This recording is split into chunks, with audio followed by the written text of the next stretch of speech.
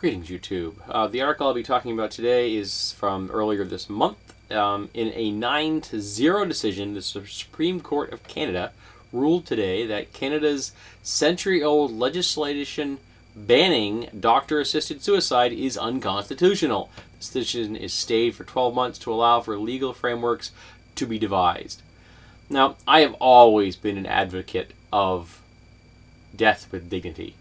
I feel that as the only thing we truly possess, ourselves, we should have the right to making sure that we die the way we want to. Particularly if a person is elderly or suffering from some form of terminal disease. It is no one else's decision except your own how long you will suffer in pain. Now, a lot of people that commit suicide do it as young folks. That the suicide levels in the trans community are revolting. They should be considered crimes against humanity. It's just horrible. And it's only slightly better in the gay community at large. Because our societies treat the individuals in these groups horrendously, and the response is they can't handle the pressure and they kill themselves. We as a society are to blame for this. And of course, rates amongst different countries and different age brackets vary from place to place. And if the person isn't elderly and if they don't have a terminal illness, I really think that we should probably try to get counseling for people for them to see if they can get over the crisis they are currently in and figure out that suicide is not the answer that they're looking for.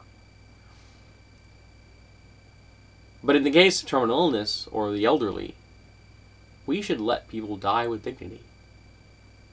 We should not make them loll in a bed or some kind of an old folks home, bored out of their minds as they watch the people around them die,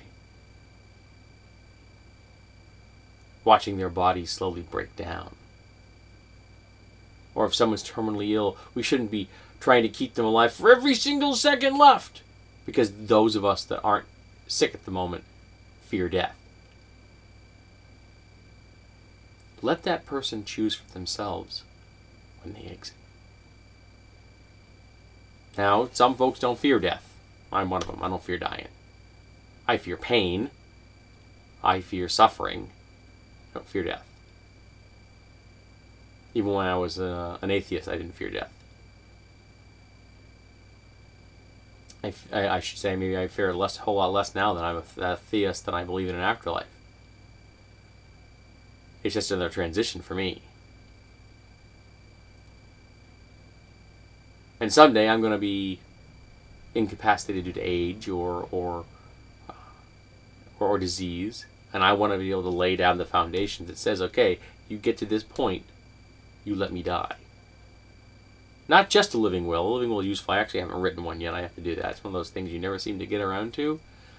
And while my wife and I have discussed it, we haven't put it on paper. But I think that we should just be able to allow people to die on their own outside the confines of the living will document. I think there's nothing wrong with it. This is it. This is what we own. And when this stops, we should get to decide that. Whether you're a theist or not. It's not your body, it's not your business. So I applaud the decision in Canada, and I hope the United States gets that smart someday. Because just because the living are afraid to die doesn't mean that we should make people suffer. Because that's what we do. Society fears death. So in an